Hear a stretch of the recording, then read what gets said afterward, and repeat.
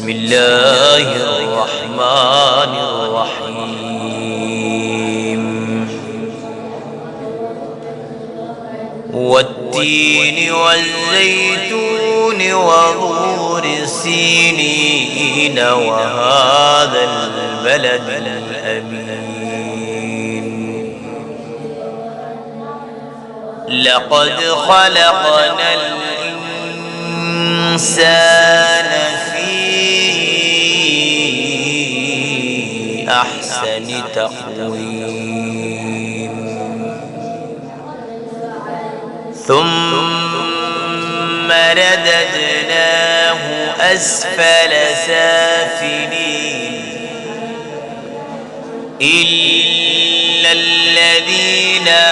آمنوا وعملوا الصالحات فلهم أجر